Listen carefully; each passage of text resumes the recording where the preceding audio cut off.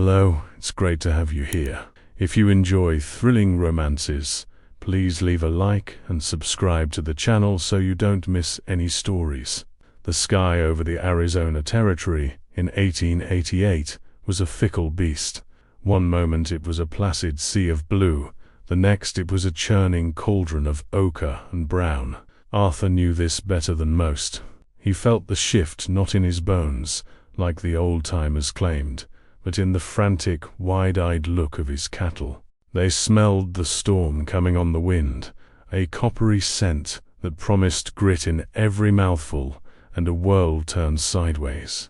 He was a man carved from the very landscape he fought to tame. At 36, his face was a roadmap of long days under a punishing sun, with lines etched around his pale blue eyes from squinting into the horizon. His hands, calloused and thick, were more comfortable gripping reins or a branding iron than anything else. Since his wife, Sarah, had been taken by the fever 3 years prior, the ranch was his only bride, and she was a demanding one. Today, her demand was a single, stubborn steer that had broken from the herd, a flash of dun hide disappearing into the labyrinth of canyons that bordered his land that bled into territory the Apache still considered their own.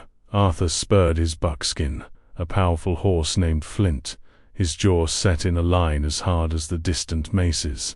He wouldn't lose a single head, not to the storm, and certainly not to scavengers, to Legdal 4. The world dissolved into a blinding maelstrom of red dust. The wind howled like a banshee, ripping at his hat and forcing its way down his throat. Visibility dropped to near zero. He could barely see Flint's ears twitching nervously in front of him. He was riding on instinct now, following the ghost of a trail. It was a fool's errand, and he knew it. Harvey, his foreman, would have called him a damned stubborn fool, and for once Harvey would have been right. Then it happened. A shadow, darker than the storm, leaped from the swirling dust. A coyote, or perhaps a trick of the light. Flint, a steady beast on his best day, was already on a razor's edge. He reared with a terrified whinny, his powerful body twisting in mid-air. Arthur, a rider of considerable skill, was caught off guard. He lost his seat, his body thrown sideways. He didn't land on the sandy ground. Instead, he tumbled down a steep, rocky embankment he hadn't seen, the world a painful blur of rock and sky. His descent was brutally short. A sharp, searing pain erupted in his left side, a fire so intense it stole his breath. He landed in a heap at the bottom of the narrow wash, the wind knocked out of him. Through a haze of agony, he saw Flint, his eyes still wild with panic, gallop away into the ochre gloom. He was alone. He tried to push himself up, but a wave of nausea and pain crashed over him, forcing him back down. He looked at his side. The weathered fabric of his cotton shirt was dark with a spreading stain. Reaching with a trembling hand, he felt the ragged tear in the cloth and the warm, sticky wetness beneath. His fingers brushed against the splintered end of a dead branch that had gored him, protruding grotesquely from the rock beside him. It had ripped him open like a feed sack. The dust storm raged on, burying him, scouring him. He lay there, drifting in and out of a feverish state, the pain a constant, throbbing drumbeat. Time lost all meaning. It was in this state, hovering between the living world and the great void, that he first saw her. She appeared, as if from the earth itself, a figure materializing from the thinning veil of dust. For a moment, he thought she was an angel, or perhaps a spirit sent to guide him to the other side. But she was solid, real. She was an Apache woman. Her black hair was parted neatly, bound in 2 braids that hung over her shoulders.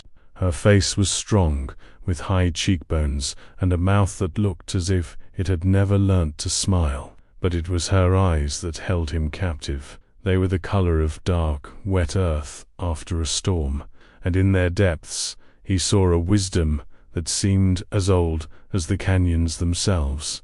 Winona had been seeking the silver root, a rare herb that only revealed itself in the damp soil after a hard, dry rain, often driven by a dust storm like this one. She was a healer, taught by her grandmother the ancient ways of her people. She carried the weight of her lineage with a quiet dignity, and a deep-seated distrust for the white men who had taken so much from her family. Her brother, Keel, had lost an eye in a skirmish with settlers. Her uncle had never returned from the reservation. Her first instinct, upon seeing the white man, broken and bleeding at the bottom of the wash, was to turn and walk away. He was one of them. His kind brought nothing but sorrow. He was trespassing on land her people had roamed for generations. Let the desert claim him, as it had claimed so many before. She took a step back, melting into the shadows of the rocks. But then he groaned, a low, guttural sound of pure agony. It was not the sound of an enemy, or a settler, or a rancher. It was the sound of a dying man, and the healer in her could not ignore it. Her oath to the spirits, to the plants she gathered, was to preserve life, not to judge it. With a sigh that carried the weight of her conflict, she moved forward. She knelt beside him, her movements fluid and silent. His breathing was shallow, his skin hot to the touch. She gently pushed aside his hand to examine the wound. It was deep, angry, and weeping blood. If it wasn't cleaned, the fever would consume him by morning. She had no clean water, no cloths. Her pouch contained only herbs. Her eyes fell on his shirt. It was stained with sweat and dirt, but the fabric away from the wound was relatively clean. It was the only option. Without a moment's hesitation, she took the torn edge of his shirt in her strong fingers and ripped. The sound of tearing cotton was loud in the sudden quiet as the storm began to subside. She ripped a wide strip, then another, her focus absolute. She needed to pack the wound, to apply pressure. She leaned over him, her braids brushing against his stubbled cheek. To clean the gash properly, she had to press the cloth directly against his raw flesh. She braced herself and did so, and at that precise moment, as the bare skin of her hand made contact with the bare, fever-hot skin of his torso, it happened. His entire body convulsed.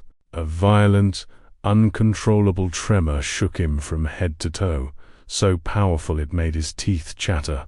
It wasn't a shiver from cold or a spasm of pain. It was something else entirely. A current, raw and electric, seemed to pass from her hand into his very soul. Arthur's eyes, which had been glazed with delirium, snapped open and focused on her face. For a heartbeat, the pain vanished, replaced by a jolting, profound shock that had nothing to do with his injury. He saw her dark eyes widen in surprise, her lips parting slightly. He could feel the warmth and strength of her hand on his skin, a point of contact that seemed to burn brighter than the wound itself. The world narrowed to that single point, to her touch, to the woman who was simultaneously saving his life and turning his world on its axis. Winona felt it too. She felt the shudder pass through him and into her, a vibration of life, of shared mortality. She had touched countless men in her work as a healer, warriors of her own tribe, children, elders. She had never felt anything like this. It was a connection so unexpected, so powerful, that it frightened her. She quickly pulled her hand away, her heart hammering against her ribs. Forcing the strange sensation down, she worked with renewed urgency, her professionalism a shield against the unsettling intimacy of the moment. She cleaned the wound as best she could, with the strips of his own shirt, then opened her pouch. She crushed a mixture of herbs in her palm yarrow to stop the bleeding, and a pungent root to fight infection, and pressed the green paste into the gash. She finished by binding him tightly with another strip of his shirt. He had fallen back into unconsciousness, but his breathing was a little stronger now. She looked at his face, no longer that of a faceless enemy, but of a man whose tremor she could still feel on her fingertips. She knew she couldn't stay. To be found with him would invite questions she couldn't answer, and danger for both of them. She dragged him a few feet, positioning his body in the deeper shadow of an overhang, shielding him from the worst of the elements and the eyes of predators. Then, as silently as she had arrived, Winona arose and disappeared back into the rocky landscape, leaving Arthur to the mercy of the desert, with nothing but the lingering memory of a pair of dark, startled eyes, and a touch that had made him tremble to his very core. The journey back to the ranch was a waking nightmare. Arthur couldn't remember much of it, only fragmented images painted against a canvas of throbbing pain. The sun beating down on his face, the taste of blood and dust in his mouth, the agonizing effort of pulling himself into a saddle that wasn't there. He stumbled through the unforgiving landscape on foot, driven by a primal instinct for home. How many hours or miles he covered, he'd never know. He was found by one of his own ranch hands, collapsed near the horse trough, his body a burning testament to his ordeal. The next few days were a blur of fever dreams. He was in his own bed, the familiar scent of worn leather and wood smoke a distant comfort. Faces swam in and out of his vision. Old Doc Adams from town, his spectacles perched on his nose as he stitched the wound with a grimace. His cook, Myrtle, a plump woman with a perpetually worried expression, forcing bitter willow bark tea between his lips. And Harvey, always Harvey, his foreman, standing in the doorway with his arms crossed, his face a mask of suspicion. "He's lucky to be alive, Doc," Adams had said, his voice a low rumble. "Another hour out there. Well, the infection is what worries me. Someone packed it with some kind of herbal poultice. Damnedest thing I've ever seen. Probably what kept the filth out long enough for him to make it back." Arthur heard the words through the thick cotton of his delirium, but they didn't fully register. His mind wasn't on the wound, or the fever, or the worried faces. It was trapped in the canyon, in the heart of the dust storm. He saw a pair of dark, fathomless eyes.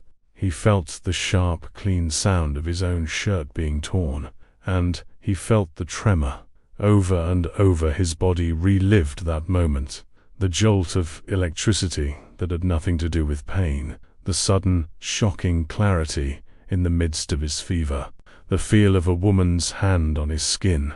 He would wake with a start, his heart pounding, the memory so vivid he could almost smell the rain-soaked earth on her clothes. When the fever finally broke, leaving him weak but clear-headed, Harvey was the first one at his bedside. The foreman was a stout man, with a weathered face and eyes the color of faded denim, narrowed in perpetual judgment. "Glad to see you're back among the living, boss," Harvey said, though his tone lacked any real warmth. He leaned against the doorframe. "That'll teach you to go chasing a single steer into Apache territory during a blow." Arthur pushed himself up on his elbows, a sharp pain in his side, reminding him of his foolishness. "The horse spooked, threw me down a wash, and—" Harvey pressed, his gaze sharp. "Did you see who did this to you? Was it them?" The accusation hung in the air, thick and ugly. Them. To Harvey, every shadow was an Apache warrior, every misfortune a direct result of their existence. "No one did this to me, but a dead branch, and my own damned pride," Arthur said, his voice raspy. "But someone found me. An Apache woman. She saved my life." Harvey let out a short, derisive laugh. "An Apache woman. Arthur, you were half dead and burning with fever. You probably saw a spirit. More likely a buzzard you mistook for an angel." The dismissal stung, stirring a protective anger in Arthur's chest. "It wasn't a dream, Harvey. She tore my shirt to bind the wound. The doctor said so himself. She used herbs. Or maybe a brave speared you, and his squaw felt a moment of pity before they left you for dead," Harvey countered, his voice hard. "You trust them after they've run off with 24 of our cattle this year. You're a fool." "It wasn't like that," Arthur insisted, but he didn't know how to explain it. How could he describe the look in her eyes? How could he put into words the tremor that had shaken him to his soul? He knew, with a certainty that defied all logic, that the shudder wasn't from the fever. It was from her asterisk, and he couldn't get it out of his mind. The memory was a burr under his skin, an obsession taking root in the fertile ground of his long solitude. Meanwhile, miles away, in the quiet of her village, nestled among the red rocks, Winona was fighting her own battle. She told no one what she had done. To her people, and especially to her brother, Keel, helping a white man was a betrayal. Keel was a respected warrior, fierce and protective, the scar that ran through his right eyebrow down his cheek a permanent reminder of the cost of conflict. He saw the world in stark terms, his people and their enemies. "You were gone a long time to gather the silver root," he said to her one evening as they sat by the fire, his good eyes studying her face. "The storm was bad. The best roots are found after the worst storms," she replied, keeping her gaze fixed on the mending she was doing. Her hands were steady, but her heart was not. She could still feel the shocking jolt of the rancher's tremor, the unexpected heat of his skin. She had saved a life, as was her duty, but she had also crossed a line, and worse, she found herself wondering about him. Did he survive? Did he make it back to his solid wooden house? Did he think of the woman who had appeared from the dust? The questions were dangerous. They were a weakness. She had seen the hardness in his face, the lines of command and ownership. He was no different from the others, who chipped away at their land and their way of life. And yet, she had also seen his vulnerability. She had felt the frantic, desperate pulse of life beneath her hand. It was a contradiction that left her restless and unsettled. A week later, Arthur was on his feet, his side a constant, dull ache. Harvey's words had festered, but they hadn't changed his mind. A debt had been incurred, a life had been saved. Honor demanded it be acknowledged. His obsession had solidified into a single, unshakable purpose. He had to thank her.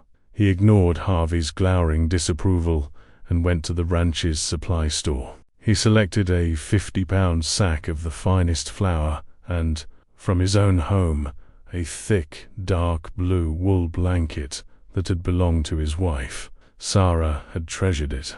The gesture felt right. It was a gift of substance, of warmth and sustenance, a gift of respect. "You're really going to do this?" Harvey demanded, blocking his path as Arthur loaded the items onto a pack mule. "Ride up to their doorstep with gifts. They'll see it as weakness. They'll take the gifts and then take the rest of your herd, and not riding to their doorstep," Arthur said, his voice low and firm. "I'm leaving it on the border, at the creek by the 3 cottonwoods. It's a gesture, Harvey, a matter of honor." "Honor?" Harvey spat. "There's no honor with them, only savagery." Arthur looked his foreman dead in the eye. "Then maybe it's my honor I'm concerned with, not theirs." He rode out at dawn the next day, the pack mule trailing behind him. He felt a nervous energy he hadn't experienced in years. This was more dangerous than chasing a steer in a storm. He was willingly approaching a frontier that was meant to be a wall, not a bridge. Every rustle in the sagebrush, every hawk's cry, set his nerves on edge. He reached the creek, a silver ribbon of life that marked the unspoken boundary. The 3 tall cottonwood trees stood like silent sentinels, their leaves whispering in the breeze. It was a place of quiet, neutral beauty. He unloaded the sack of flour and the carefully folded wool blanket, placing them at the base of the largest tree, where they could be easily seen, but were sheltered from the direct sun. For a long moment, he stood there, looking into the Apache lands beyond. Was she out there? Would she find this? Or would some warrior find it and see it as an insult, a trick? He had no way of knowing. He had cast his stone into the water and could only wait for the ripples. With a final look at the offering, Arthur mounted Flint and turned back towards his ranch.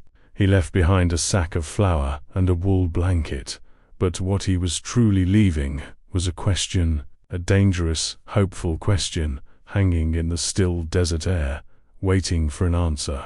It was 2 days later when Winona found the offering. She had been drawn to the 3 cottonwoods by a premonition, a pull in her spirit she couldn't ignore.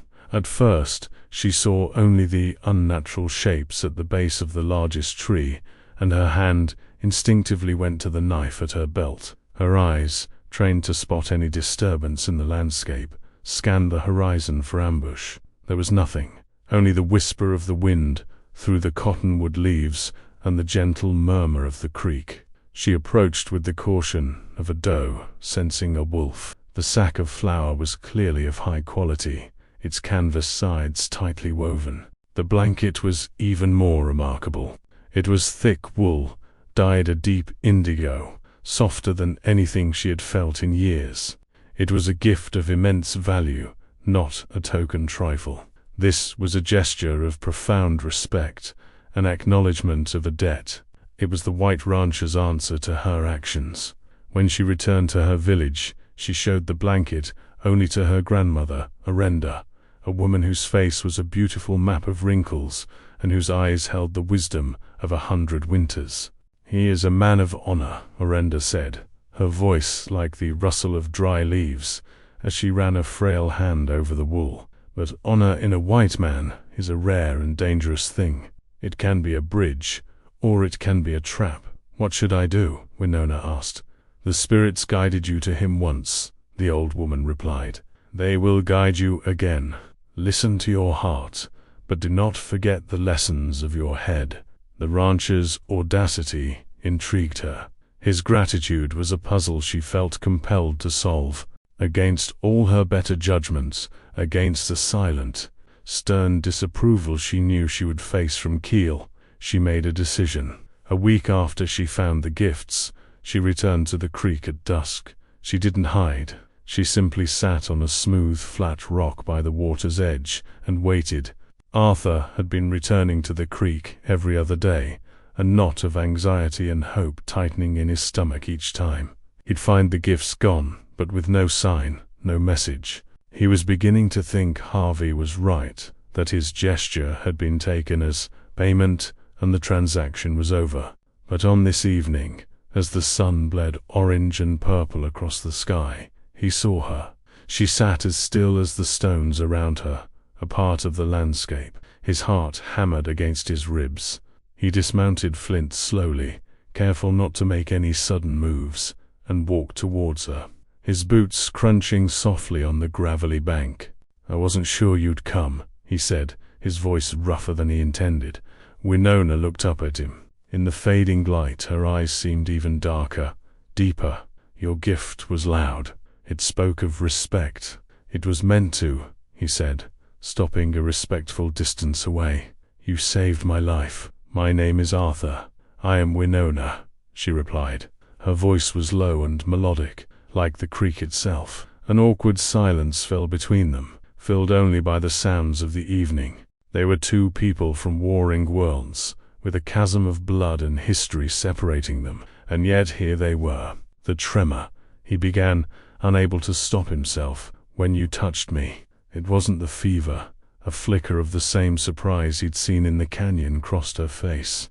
A spirit passes between the healer and the sick. Sometimes it is a gentle breeze. Sometimes it is a storm.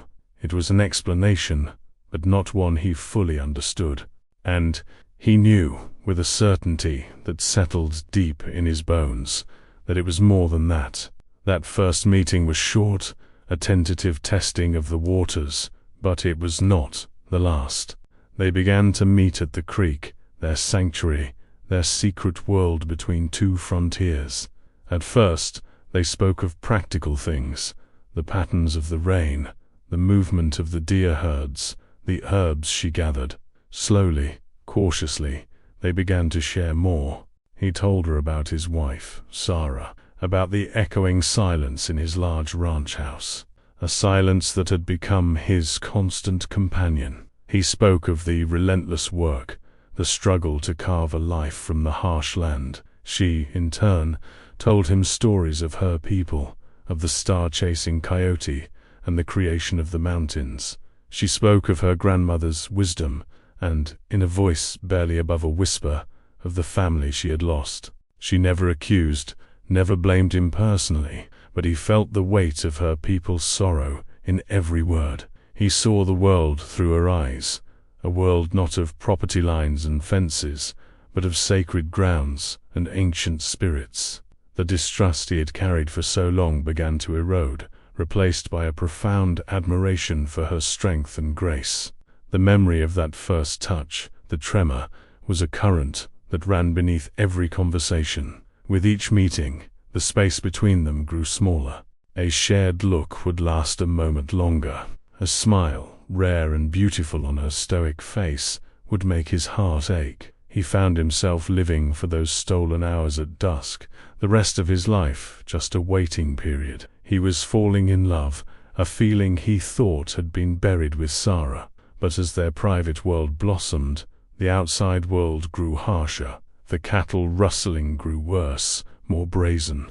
Harvey's voice became a constant drumbeat of accusation in the bunkhouse and on the range. "It's them, Arthur, I'm telling you," he'd insist, his face red with conviction. "They see your weakness, your little peace offerings, and they're taking advantage. We need to ride into their lands, make a show of force, burn them out if we have to. It's the only language they understand." "We have no proof, Harvey," Arthur would counter, the words tasting like ash in his mouth. He was caught in an impossible vice. Defending Winona's people felt like a betrayal of his own men, yet the thought of raising a hand against them was now unthinkable. He was torn, and his indecision was seen as weakness by his crew. The atmosphere on the ranch grew tense and mutinous. One evening, he arrived at the creek, feeling the full weight of this conflict. Winona saw it in his face immediately. "Your spirit is troubled," she said, her hand hovering near his arm before she drew it back. "More cattle are gone," he admitted, sinking onto the ground beside her. "My foreman is pushing for war. He wants to lead a party into your territory." Winona's face hardened. "My people are hunters, not thieves who steal in the night. Keel would never sanction such a thing. It brings only trouble." "I believe you," he said, looking into her eyes, "but I don't know how to make my men believe it." Sensing his despair, she stood. "Walk with me," she said. "The land will quiet your thoughts." They walked away from the creek, following a narrow game trail that wound up into the low hills. The silence between them was comfortable now, a shared language. It was on their way back, taking a slightly different path through a dense thicket of mesquite, that Winona suddenly stopped. She held up a hand, her body going still. "What is it?" Arthur whispered. She pointed to the ground. There were fresh tracks, the cloven hoofprints of a calf, but they were scrambled, confused. It was the tracks of an animal that had been dragged, not led. Pushing through the thorny branches, they found themselves in a small, hidden clearing. And there, tied to a tree, was a young steer. Arthur recognized the notch in its ear instantly. "That's one of mine, from the last raid." He approached the animal cautiously. It was frightened, but alive. Then he saw the brand on its flank. His own brand, the Circle A, was there, but it was scorched and ugly, burned over by a newer, cruder mark, simple, clumsy rendering of a snake. He and Winona looked at each other, the same realization dawning in their eyes. An Apache raiding party would have simply driven the cattle off to be butchered. They wouldn't stop so close to his land to rebrand a single calf, and they wouldn't use a mark like that. This was the work of white men. "Someone is stealing my cattle," Arthur said, his voice low and dangerous, "and making it look like your people are to blame." The pieces clicked into place with horrifying clarity. Harvey's constant pressure, his eagerness for a fight, his detailed reports of where the Apache raiders were supposedly seen. It was all a lie, a deadly, calculated conspiracy designed to push him into a war. In that hidden clearing, under the silent gaze of the stolen calf, their world shifted. Their secret love was no longer just a forbidden romance. It was now at the center of a gathering storm, and they were the only two people who knew the truth. The crude snake brand seemed to sizzle in the twilight, a symbol of the venomous deceit that had nearly poisoned their two worlds. In the quiet of the hidden clearing, Arthur and Winona stood over the stolen calf, the weight of their discovery settling upon them like a shroud. This was no longer just about missing cattle. It was about a deliberate, calculated plot to incite a massacre, with their people as the pawns and Harvey as the kingmaker. "He has to be stopped," Arthur said, his voice a low, cold whisper of fury. "But if I just accuse him, my men won't believe me. It will be my word against his. And he's been feeding them his poison for months." Winona's gaze was sharp, her mind already working. She was a healer, accustomed to diagnosing a sickness to find its cure. "A snake in the grass is only seen when it moves to strike," she said. "You cannot just point to where it hides. You must make it reveal its fangs for all to see." A plan began to form between them, born of desperation and a fragile, burgeoning trust. It was a dangerous gamble, a tightrope walk over a canyon of open warfare. They spoke in hushed, urgent tones as darkness fell, their words weaving the threads of a trap. When Arthur returned to the ranch house late that night, he was a changed man. The uncertainty that had plagued him was gone, replaced by a chilling resolve. The next morning, he sought out Harvey in the corral. "You were right," Arthur said, his voice flat, defeated. He couldn't meet his foreman's eyes. "I've been a fool. Another 5 head are gone. We ride tomorrow at dawn. We'll follow the trail you found, and we'll get our property back one way or another." A slow, triumphant smirk spread across Harvey's face. He clapped Arthur on the shoulder, a gesture of false camaraderie. "That's the boss I remember. Don't you worry. We'll make them pay. I'll gather the men."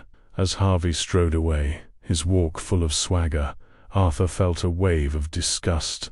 He had baited the hook. Now he had to pray the snake would take it. That evening, he rode not to the creek, but to a lone mesa that overlooked the valley, a place Winona had told him to go. He lit a small contained fire, 3 short bursts of flame, then darkness. It was their signal. Miles away, a single answering light flickered from the Apache territory. The message was sent, the trap was set. Winona, meanwhile, faced the most difficult task of her life. She had to convince Keel, her proud, battle-scarred brother, to trust a white man, the very man she had been meeting in secret. "You asked me to hold back my warriors based on the word of a man whose people have broken every promise ever made," Keel demanded, his one good eye blazing with disbelief. They stood in the heart of their village, the firelight casting dancing shadows on their faces. "I ask you to trust me, Winona insisted, her voice ringing with conviction. "I have seen his heart.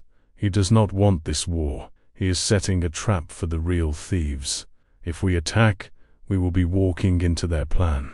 We will be blamed, and they will have the excuse they need to wipe us out." She told him everything about the rebranded calf, about Harvey's lies, about their plan to expose him. Keel listened, his expression a storm of conflict. He loved his sister, and he trusted her wisdom as a healer, but his warrior instinct screamed that this was a trick. "If this is a lie," he said, his voice a low growl, "if he betrays you, I will personally lead the war party that burns his ranch to the ground." "He will not betray us," Winona said, her faith in Arthur a solitary candle against the wind. "We will be there, hidden. We will see the truth with our own eyes." The next morning dawned cold and gray. Arthur rode at the head of a dozen men, Harvey beside him, pointing out a trail that was all too easy to follow. A few of Arthur's men were loyal to him above all else, their faces grim and set. Others were younger, whipped into a frenzy by Harvey's rhetoric, their eyes gleaming with a lust for battle. They rode for hours, deep into the borderlands, finally coming to a box canyon Harvey claimed was the rustlers' hideout. "They'll be in there," celebrating their haul, he whispered, pulling his rifle from its scabbard. We corner them, and there's no escape. Arthur's heart pounded in his chest. This was the moment. He gave a subtle, prearranged signal to the two men he trusted most. As the posse entered the canyon, they saw them. Not Apache warriors, but 4 rough-looking white men, gathered around a fire. And with them, penned in a makeshift corral, were at least 30 head of Circle A cattle. The men were laughing, a branding iron with the snake mark heating in the flames. For a moment, the ranch hands were confused. Harvey was the first to react, but not in the way anyone expected. "Well, look what we have here," he shouted, a broad grin on his face as he turned to the rustlers. "Told you he'd be easy to lead." The betrayal hit the duped ranch hands like a physical blow. They looked from Harvey to Arthur, their faces a mixture of shock and dawning comprehension. "What's the meaning of this, Harvey?" one of the loyal men demanded, raising his own rifle. "The meaning," Harvey sneered, "is a change in management. This ranch needs a man who isn't soft, who isn't friendly with savages." Suddenly, from the rocks above, figures rose like spirits from the earth. Keel and 20 Apache warriors appeared on the canyon rim, arrows nocked in their bows, their faces painted for a battle they hoped they would not have to fight. Winona stood among them, her gaze locked on Arthur. The trap had sprung. Harvey and his accomplices were caught, surrounded by the very men they had sought to destroy. Panic erupted. In the chaos, Harvey's face contorted with pure hatred. He saw his entire scheme crumbling to dust. It was all Arthur's fault. With a roar of rage, he raised his pistol, not at the Apaches, but aiming it squarely at Arthur's chest. Time seemed to slow. Winona cried out, but before Harvey could pull the trigger, a blur of motion launched itself from the rocks. Keel, moving with the speed of a striking hawk, landed on the ground and threw a hunting knife with perfect, lethal accuracy. The blade didn't strike flesh. It struck metal, spinning the pistol from Harvey's grasp. In the same motion, Keel tackled the foreman, bringing him to the ground with a force that knocked the air from his lungs. The confrontation was over. The truth was laid bare in the dust of the canyon for all to see. Harvey and his men were bound and delivered to the nearest U.S. Marshal. The fragile peace, which had been stretched to the breaking point, held. An understanding, forged in the crucible of this shared danger, had been born between the ranchers and the Apaches. It wasn't friendship, not yet, but it was a foundation of hard-won respect. That evening, as the sun set, the Apache warriors and Arthur's men stood in a tense but peaceful gathering near the ranch. Before them all, Arthur walked to where Winona stood beside her brother. He ignored the shocked stares of his own men and the cautious watchfulness of hers. He had eyes only for her. "You showed me what true honor is," he said, his voice clear and strong, carrying across the silent crowd. "You healed my body, and you saved my people from a war I was too blind to see. My ranch, my life, they are worthless without you." He took her hand in his. This time, when the tremor came, it was not a shock of surprise, but a deep, resonant hum of homecoming. "Winona," he said, his voice thick with emotion, "will you be my wife?" A collective gasp went through the crowd. Every eye turned to Keel. The formidable warrior looked at his sister's face, saw the love shining there, then looked at Arthur, the man who had honored his word. He saw the man whose life he had just saved. A slow, faint smile touched Keel's lips for the first time. He gave a single, sharp nod. It was his blessing. The story ends not in the dust of a canyon, but on the wide porch of the Circle Ranch house some months later.